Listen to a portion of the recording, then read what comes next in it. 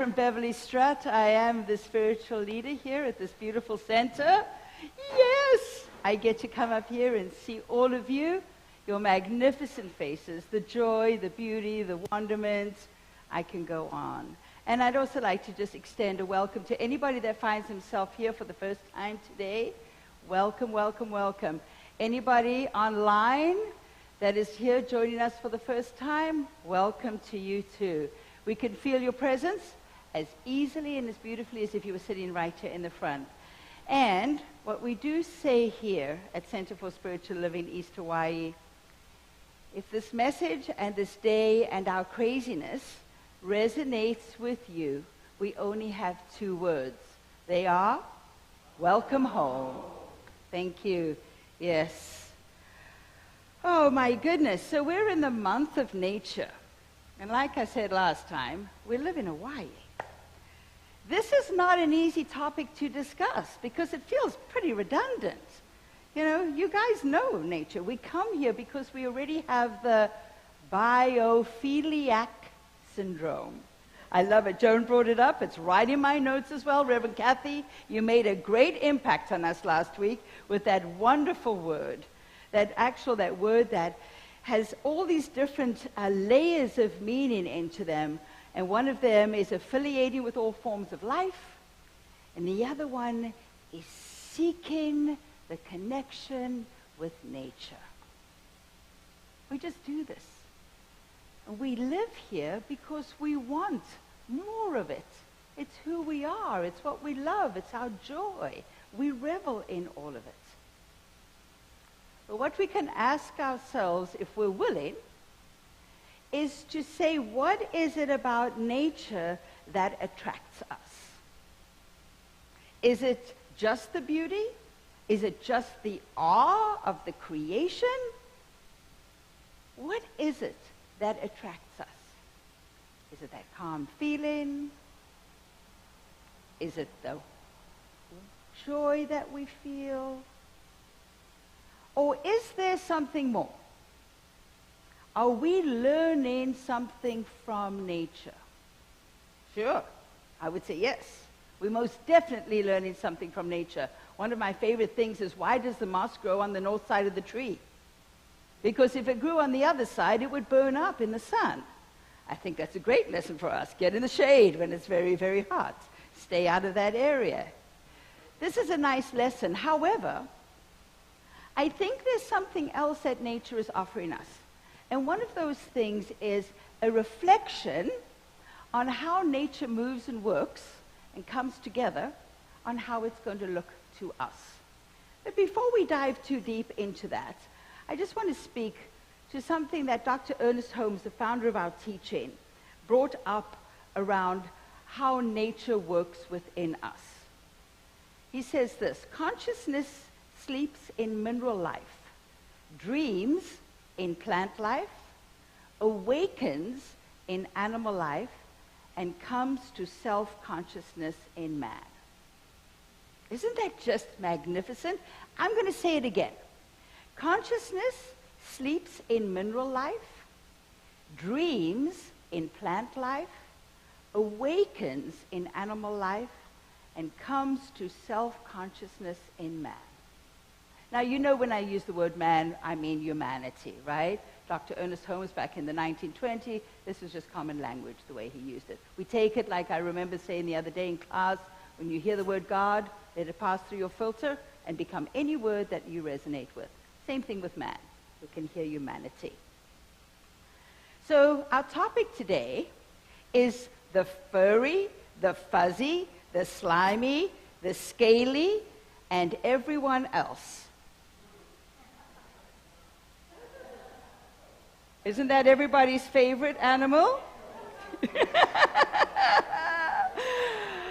Ooh, puppy.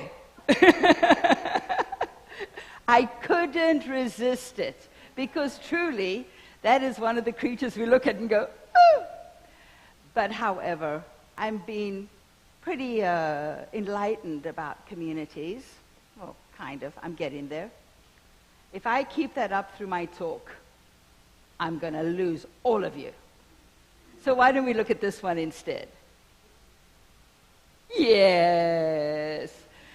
So we have the little furry honeybee. I think that's beautiful. Are we okay with that one? Yeah. So 2 days ago, my landlady did a full spray treatment around the home and everything. Needless to say, we found a couple of the previous photo. They had already made their transition to a greater life, and they were hanging out and around. I'm like, I am so happy I didn't get to experience them when they were still on this side of the veil. I don't care for them very much. They move too freaking fast. You know, it's one thing if it was a slug doing that, but no, those things move so fast. They're terrifying for me. And I grew up in Africa, so you know. So I have to share with you this joke. Yes. Reverend Kathy started us on a lovely trend last week with some of those groaners, and I felt I just have to continue in the same vein. A man in a movie theater noticed what looks like a very, very colorful caterpillar sitting on the seat next to him. He leans over and says, "Excuse me," to the caterpillar, "are you a caterpillar?" "Why, yes," says the caterpillar, "I am." The man is very fascinated, and he goes, "Well, what in the world are you doing at the movies?" The caterpillar replied, "Well, I liked the book." Ba-dum-ching, yeah. Ooh, we're going in there, aren't we? I didn't hear Lissa laugh. Come on, Lissa, you owe me a laugh. I ran this by her yesterday. She was like, So now we speak to nature from the founder of the Baha'i faith, Baha'u'llah. It says, consider, for instance, how one group of created things constitutes the vegetable kingdom and another the animal kingdom. Each of these makes of certain elements in the air. Each of these makes use of certain elements in the air on which its own life depends, while each increases the quantity of such elements as are essential for the life of the other. Lovely cooperation. In other words, the growth and development of the vegetable world is impossible without the existence of the animal kingdom. And the maintenance of the animal kingdom is inconceivable without the cooperation of the vegetable kingdom. Yeah, right? We know this, but how often do we actually look back one more time to see that beautiful cooperation? Of like kind are the relationships that exist among all created things. Cooperation and reciprocity are essential properties which are inherent in the unified system of the world's existence, and without which the entire creation would be reduced to nothingness. Joan today gave this to us already. If you can see my sheet of paper right now, it says, "Speak to the purpose of all these creatures." I'm sure Joan has done it already. I love working with her because there's a whole big piece that I can just put aside because we've already spoken to it. We've spoken to the idea of how the furry, the field mouse, the slimy, the slug, the scaly, the snake, and the fuzzy, the spider, each have a unique purpose here on our planet to keep balance, to keep the balance in everything that goes along. And we have to try and remember that balance. And sometimes it's a little tricky when we see some of the creatures around us and we want to go, out of my space. You see this line here? This is where my house begins. All right? Here, all yours. Here, all mine. Do you understand this? Please remember you, me. Now, you know I've already taken this space and cleared it of all those creatures to make my home. I've forgotten that years ago. No. You and me. Do you think they respect that? Not a chance. Not a chance do they respect that. So let me tell you what happened to me. You know how we love ants, right? Well, I tell you, when I first got here, a friend of mine shared with me something really lovely about ants. You know, the little black ones, right? She said to me, ants are just the cleanup crew. And I was like, and I went, that's an interesting concept. She goes, absolutely. There's something lying over there. They come in, they clean it up, and when they're done, they leave. Great. I walked into my bathroom the other day, where I happened to be fostering a kitty. You like it? I'm still saying fostering. Not ownership yet? Yeah. It's difficult. This creature is magnificent. Talk about a furry piece of love. Just love. And I'm like, you're not mine, right? I'm not taking ownership of you. No matter what you say, no matter how much you come and crawl into bed with me, you're going to have to go back to your parents one day. He's looking at me. Do you think he understands? Do you think he's in agreement? Absolutely not. Anyway, so I feed him in the bathroom because when he was younger, at night, I would make sure he got in there so he was safe from all the other predators around. You must see, he tore up my arms. I think he could have taken care of himself, but as a true mother, I wanted to make sure he was good. I walk in, the wall is moving, and I'm like, oh, isn't that interesting? There was one little kibble that had jumped out of the bowl onto the counter. One. This wasn't just Thanksgiving to the ants. This must have been Thanksgiving and Christmas and Easter all rolled into one. The wall was alive. I'm like, oh my goodness. One little itty-bitty kibble. You know what I did? I closed the door and walked away. I figured if this truly is a cleanup crew, they're going to work their way through the kibble and leave. I made sure I took the bowl away because otherwise they would have had a field day with that and I would never have got rid of them. They would have come back on, oh, there's always going to be food here. We're going to come and clean up after her. No, I took it. I left the kibble. And then I went back and went, no, I'm taking the kibble. I was like, you guys have got to go quicker. I need to get in here and use the bathroom. And the wall stopped moving. And eventually they did all go away. This is a nice little ant. It's helpful. Makes my nose itch, but it's helpful, right? As are all of these creatures in some form or another. Then I met the fire ant. Yes. I'm sitting at my desk, minding my own business. In fact, trying to create this talk. And I asked for inspiration. Really? Do you think I haven't learned my lesson out of all the talks I've written? Never ask for inspiration because you know it's going to arrive. And not necessarily in the way you want it to arrive. So I'm sitting there typing away, and I kind of see this little movement on my desk, and I've seen this little ant before. It's teeny. And I'm like, yeah, I've never paid much attention to it. I get out my simple green, and I wipe down my desk, and it's all good. And it's all fine. This day, however, I'm sitting there, and it seems like there's a little bit more activity.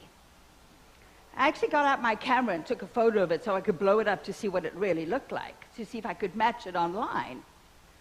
Anyway, I'm like, you know what, this is not good. So I get out my cloth, some simple green, and I start cleaning. Well, fire ants don't like to be told they've got to go. They are not in it at all. There's no invitation. There's no other food you can place. They're like, So you see my arm? This is 3 days ago. Yes. Fire ants. Now, do you think I feel the same way about the fire ants that I do about that little black ant? No. I got out, believe it or not, I got out the raid and found where they were coming in, and I annihilated that whole area. Don't forget, it's this side. It's in my house. It's not their place. It's my place. Yes. I don't know if they're ever going to actually respect that line, but needless to say, I got my landlady, we got to treat for this. Because I remember a story from Reverend Kathy waking up in the middle of the night with her covered in these. This is when I first got here. Yes, Reverend Kathy? Yeah, not a pleasant experience. But so here we have, automatically, we are seeing a judgment in ourselves. Well, I can say a judgment in myself. Little black ant, good. Fire ant, bad. Immediately, there's this judgment. But we know, too, that everything has a divine purpose. So we kind of understand that. But we jump right away into judgment. Judgment, and when we can look at nature as wanting to teach us something wonderful, we do this as people. We determine this good, this person's good, this group of people is good, this is good, and this is bad. All the time. So this is nature actually presenting to us something, if we're willing to have a look at our nature in how we determine within ourselves what is good and what is bad. Sure, something's attacking my arm, I'm not going to feel very comfortable with it. However, it does have its own unique purpose. And Dr. Holmes says this: divine intelligence has conceived and created everything. Remember this: divine intelligence has conceived and created everything. And everything which God has made must be good if we could only understand its true nature. Everything is good if we can see the value in it. Even the fire ant. Yes, even the fire ant. Fire ants consume populations of fleas and ticks and termites, cockroaches, mosquito eggs and larvae, scorpions. So fire ants are really doing us a great favor. When they're over here, okay? When they're over here, we feel their wrath a little greater.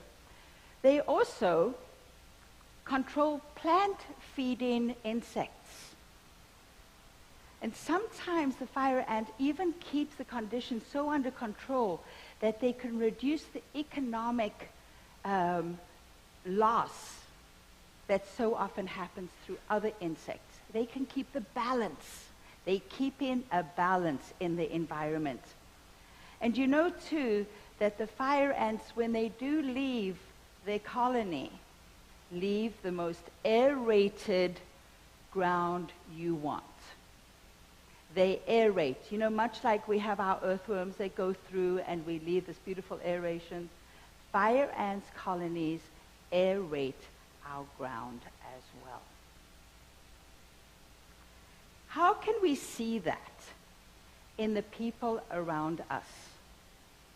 Can we see the value of every single living person? Can we look through being attacked by this creature, these people, whatever it is, this animal, everything in nature? Can we look past that and actually see the value or the reason behind this magnificent creation? Because everything that is here was created by divine intelligence. You, fire ant over there, good. Every single being, every single animal, every single insect. And nothing that was created was just because. God didn't go, oh, humans, fire ants. Yeah, let me see what happens. No, not at all.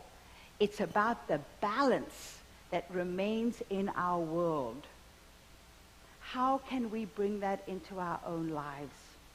How can we look back and see the balance? Can we look past what it is that brings us fear from another person? Can we look at that fear or that dislike or that judgment and go, no, no, no, there's more to be known back there. There's something more to be revealed. Can we do this? Can we actually let nature reflect in so many ways back to us? And this is only one of the lessons. I mean, nature has a myriad of lessons for us. But can we look at judgment from nature's point of view and go, it's all about balance? Can we put aside that idea of good and bad? And we know so often that these decisions and judgments come forward with a lot of lack of information. So often a decision is made, oh, I don't like that person. Well, why? I just don't like the way they look. I just get a feeling about them. Really? Could that person be having a bad day maybe? We don't know. But there is a call to this. Nature is calling us to see balance back in our world. And if it starts with us in a form of relationships, because everything is relationship, if it starts with us in the form of relationship, a willingness to look further, to look deeper, to look behind, then we can begin there. We can say, thank you, nature. Thank you, fire ant. Thank you, our furry. Now, we do love our furry. I've got to put that in there, Makana. We do love our furry. Oh, my goodness. And they're so easy to love. They're soft, they're warm, they purr. Our puppies, we love them. And then we move on to those others that we don't love quite as much. But if we can at least acknowledge their value, we can have a different relationship with them. Same thing with people. And of course, we begin with ourselves. Always we begin with ourselves. So with this in mind, I have an invitation for all of you this week. An invitation to look at people, to look at situations, and maybe look in a new way. Maybe take the time to put your initial reaction. And I know people say, oh, you should always trust your first gut feeling. Yeah, it's not a bad idea, especially if there's a tiger running towards you. It's a great idea to trust that initial feeling. It ain't a putty tat. Get out of here, right? But there's always in us, if we're not in grave danger, can we think about there's something else to be known? That person that said something sharp, do we have no idea what happened earlier on in the day? We have no idea what is going on in their lives. Are we immediately going to have a judgment? Or can we think there's something else to be known, something else to be considered? This is a perfect expression of the divine, created in love, created in wonderment and joy. Is it so easy to pass judgment on them? Let's maybe just be a little bit more gentle, because we know every single thing and every single person has purpose. Maybe their purpose on that day was to challenge you to look at something just a little differently. Yes. And then the other thing about my challenge for this week is to look into your divine purpose. What is calling you? What lights you up?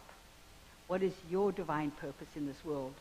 What is it going to be that ultimately you, in doing you, only the way you can do it, adds to the balance of the environment around you? When we're called to do our divine purpose, we are in action to be part of the ecosystem, the balance, the wonderment and joy that not only nature brings, but the whole entire cosmos is in action. What is your divine purpose? Now, potentially, it might not be in action. Maybe you are just called to be. Who can do that? Who can actually just be and be great at being without doing? I know we try. We do our practices. We try. But do you know the value in actually being? You know what? I really would love it the day that I can sit there and go, there's nothing to be done. There's just everything to be. And to rest in that moment in confidence and magnificence.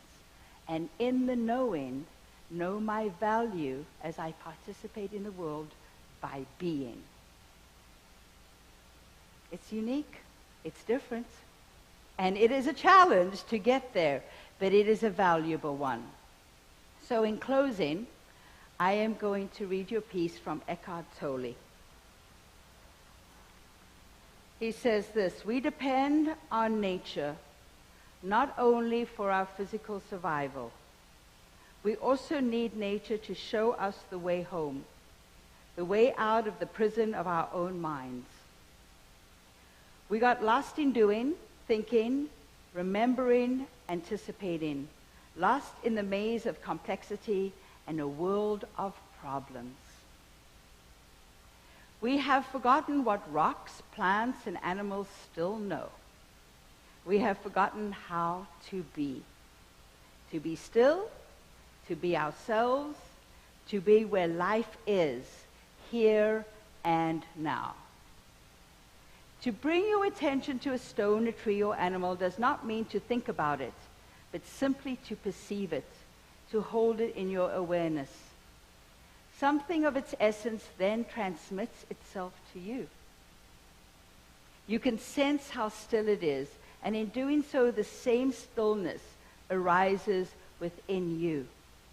You sense how deeply it rests in being, completely at one with what it is, and here it is. In realizing this, you too come to a place of deep rest within yourself. Bring awareness to the many subtle sounds of nature, the rustling of trees in the wind, raindrops falling and humming of an insect, the first bird song at dawn. Raindrops falling. Give yourself completely to the act of listening. Beyond the sounds, there is something greater, a sacredness that cannot be understood through thought. When you perceive nature only through the mind, through thinking, you cannot sense its aliveness, its beingness. You see the form only and are unaware of the life within the form, the sacred mystery. Thought reduces nature to a commodity to be used in the pursuit of profit or knowledge or some other utilitarian purpose. The ancient forest becomes timber, the bird a research product, the nature, the bird a research project, the mountain something to be mined or conquered. When you perceive nature, let there be spaces of no thought, no mind. When you approach nature in this way, it will respond to you and participate in the evolution of human and planetary consciousness. Nature can bring you to stillness. That is its gift to you. When you perceive and join with nature in the field of stillness, that field becomes permeated with your awareness. That is your gift to nature. Through you, nature becomes aware of itself. Nature has been waiting for you for millions of years. Through you, nature becomes aware of itself. Nature has been waiting for you for millions of years. It is opening its arms and says, "Welcome home." And so it is. Thank you. Let's take this to prayer.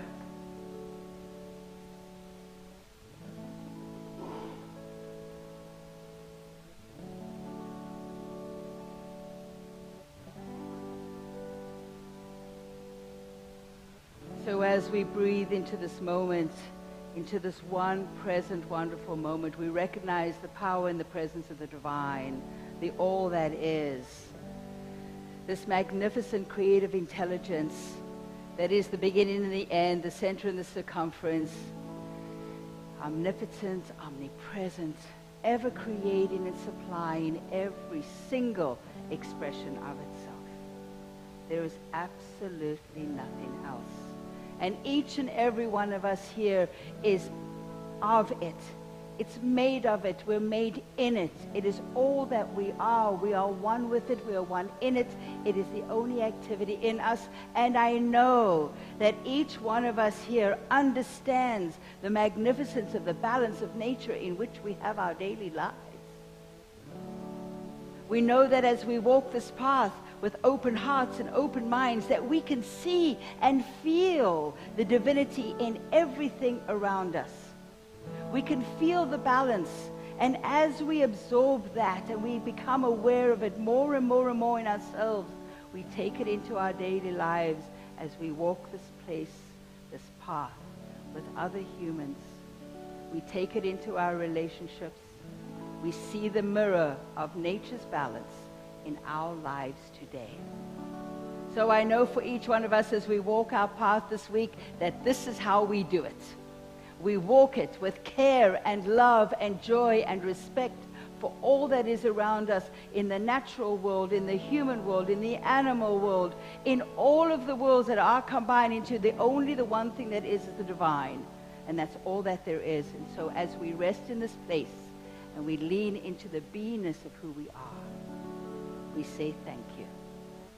And for this, I'm so grateful. Knowing that this is the truth of each and every one of us, I release this prayer into the universal action of law, knowing that it is done and Spirit has said, yes, my beloveds, yes, yes, yes.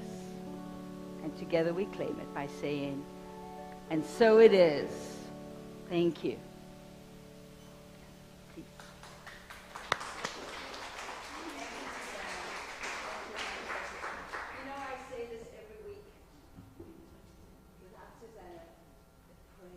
Doesn't feel the same. I just love having her with me. Thank you.